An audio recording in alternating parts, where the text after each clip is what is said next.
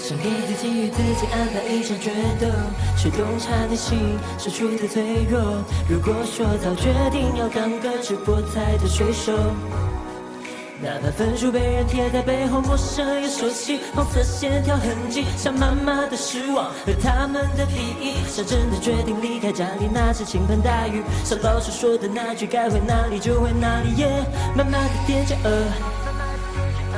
我怕他们知道我在录音棚睡地板。如果有一场视线看清我的结构，想否定我，想讽刺我的那些人们 ，Now you gotta see。数学考试不及格的 bad boy， 一肚子的坏水，离开了家的 bad boy。继续上小吧，继续上闹吧，直到我流出眼泪，直到我见到他，有力气去面对。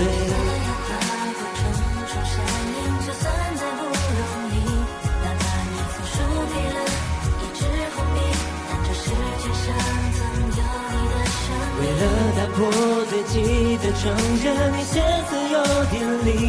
试卷上的分数怎么能够判定了我的结局？但感谢它勾勒过年少最美丽的风景 ，baby。金黄的烈日有我的憧憬，蒙蔽那艳阳的不会是那红笔。如果成绩不好，会睡在街头；如果我睡在街头，就做个快乐写手。那时就别在乎分数。抱歉，让幸运的没有丢掉当初那惊艳的哭，让他们失望了。我的人生还没有谢幕，人类同情我的学术，但是还追不上我的月入。Sorry 妈妈，我只是录取通知书。我希望你理解你儿子的梦想，也不是谁比工资多，自备着程序更新中。就算那事没人听过，但终有一天这小子你还绽放在舞台，就像到冲击波 ，feel like a beast。一个问题，难道你也觉得我不配到这里？得发现运气也代表我的实力。同时感谢我淋过的雨，也感谢逼我。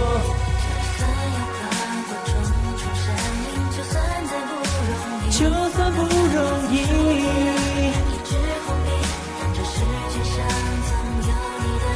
为了打破堆积的成见，你歇斯有点离。试卷上的分数怎么能够判定了我的结局？但感谢它勾勒过年少最美丽的风景 ，baby。